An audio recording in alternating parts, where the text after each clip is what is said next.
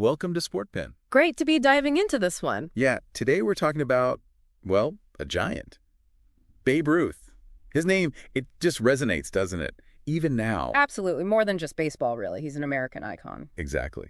And we want to kind of trace how that happened. Look at those key moments, the sheer drive, the performances that just blew people's minds and made him this legend. And maybe unpack what greatness even means in sports, how figures like Ruth just sort of rewrite the whole story.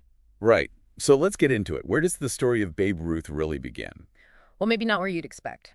St. Mary's Industrial School for Boys in Baltimore. He landed there when he was just 7. 7. Wow. And why? The official word was incorrigible. Basically, he was running wild, skipping school, roaming the streets, even drinking, apparently. Just a tough start. Incorrigible. That's quite a label for a kid. But St. Mary's, it wasn't all bad, was it? There was someone important there. Oh, hugely important. A man named Brother Matthias. Martin Leo Botlier, actually. He was the one who really introduced young George to baseball. So this figure, Brother Matthias, he saw something. He really did. He recognized the raw talent. Ruth himself talked about Brother Matthias hitting a baseball like nearly 350 feet. Which was massive back then. Tremendous. A tremendous knock, Ruth called it.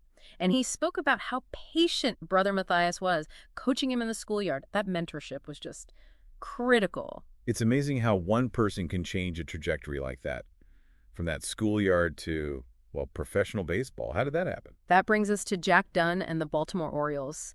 Dunn spotted him, saw the potential, but there was a catch. He was still too young, right? Exactly. Still a minor, under 21 back then. So Dunn actually had to become his legal guardian, just so he could sign and play professionally. A legal guardian. That's unusual. It really highlights how young he was breaking in. And that's also where the nickname comes from. Oh, babe. Yeah. The story goes the other players started calling him Jack's new babe because he was Dunn's ward, always kind of tagging along. And it stuck. Little did they know. Right. So he turns pro, but interestingly, the first thing people noticed wasn't the hitting, it was his arm. He was a pitcher initially. A very good one. Left-handed, strong arm. That was his initial claim to fame, believe it or not, pitching. So when did the shift happen? When did people start realizing, hey, this guy can really hit? Well, things started to bubble up, but the explosion really came in 1919, his last year with the Boston Red Sox. Okay, 1919. What made that year so pivotal? He set a new single-season home run record. He hit 29. 29. Which sounds maybe okay now, but back then? Back then, it was earth-shattering. But here's the truly mind-blowing part. Get this.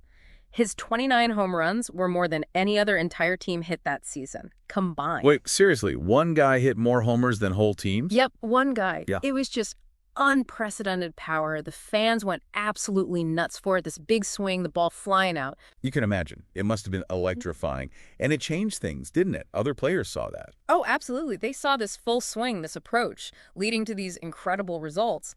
And other players started, adopting it, swinging harder, aiming for the fences. It was the start of the home run era, really. But it wasn't all smooth sailing in Boston. Even with that success, there were off-field things, conflicts. Yeah, there was definitely some friction. His reputation for enjoying the nightlife was growing, and he started pushing back against team rules like curfews and salary demands. The money. Always a factor. Before that 1919 season, he actually held out, demanding double his salary.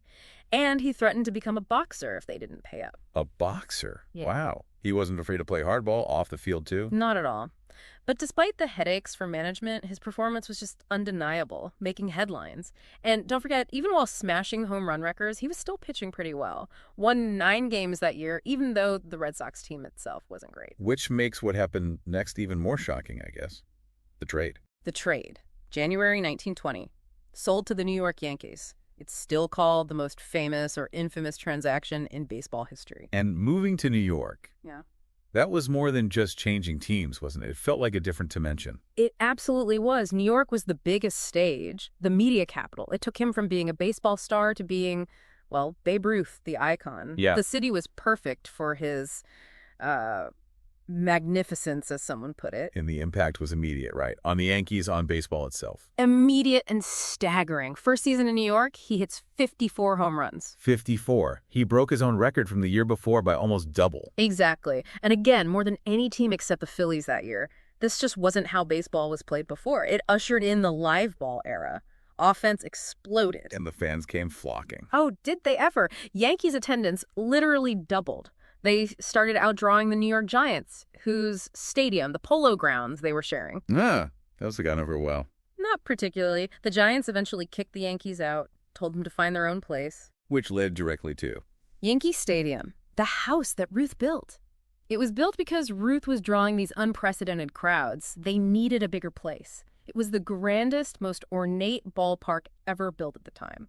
Like a cathedral, some said. And Ruth was its god, basically. Well, gotcha. Yeah, he was the reason it existed. So before him, baseball was more strategic, small ball. Yeah, often called inside baseball. Cautious, risk-averse. Bunting, stealing bases, playing for one run, striking out was considered almost a sin. And Ruth just came in swinging from the heels. Completely. He didn't care about strikeouts, famously said, every strike brings me closer to the next home run. That mentality. Revolutionary. History kind of proved him right, didn't it? His strikeout totals were high, but look at the production. And lots of great power hitters since have had high strikeout numbers. Exactly. It showed that the reward, the massive offensive potential, could outweigh the risk. He changed the calculation. Okay, we absolutely have to talk about the called shot 1932 World Series against the Cubs in Chicago. Maybe the most debated moment in sports history. It's definitely up there. The scene. Wrigley Field, Cubs fans riding him hard, 2 strikes on him in a crucial moment. And then, what exactly happened? He gestures. Somewhere. That's the million-dollar question. Accounts are all over the place. The Cubs' own announcer, Pat Piper, was convinced Ruth pointed right to the center field bleachers. Then you have future Supreme Court Justice John Paul Stevens, who was there as a boy, saying he pointed towards the center field scoreboard. Lou Gehrig, his teammate batting after him, just remarked on Ruth's incredible nerve. Bill Dickey, another teammate, thought Ruth was just mad at the pitcher, Charlie Root, and gesturing angrily. But others were sure. Ray Kelly, a writer traveling with Ruth, said unequivocally he called it. The Yankees trainer, Earl Painter, gave this really detailed account of Ruth holding up fingers for strikes, then making a sweeping point toward center. And Ruth himself, his story seemed to evolve over the years. It got more dramatic. Later on, he claimed he pointed right at the flagpole in center field. There's even a newsreel where he says that. So we just don't know for sure. Definitive proof is elusive. The best evidence might be this grainy film footage or a still photo that seems to show him pointing. But what it meant, who knows for sure? But maybe it doesn't matter if he literally called it. The fact that it's believable, that it fits the Ruth persona. That's exactly it. It speaks to his larger-than-life status. The man who could do the impossible, or at least make you believe he could.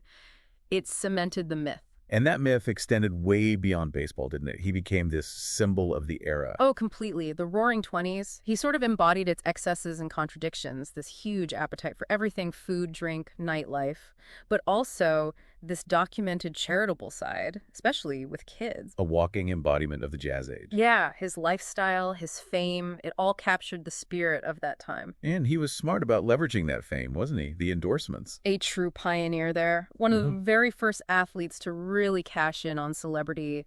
Ads for everything, candy bars, underwear, you name it. He was in movies, comic strips, he was everywhere. Even if the movies weren't exactly Oscar-worthy.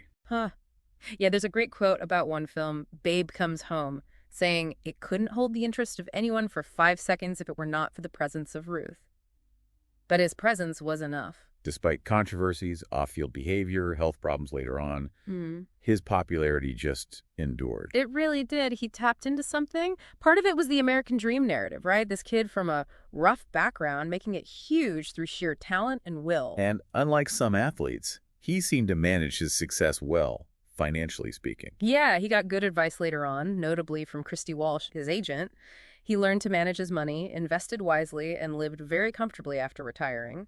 Left a significant trust fund. It's telling that during his whole time with the Yankees, basically 1920 to 1934, he was always the highest paid person on the team, often a huge chunk of the total payroll. Speaks volumes about his drawing power and his perceived value. There's that poignant image, though, from Babe Ruth Day at Yankee Stadium in April '47, not long before he passed away, looking frail, his voice weak. Yeah, a tough image. But the outpouring of affection was immense. And of course, his place in Cooperstown was secured early on. Inaugural Hall of Fame class, 1936. You'd think that would be unanimous. You would.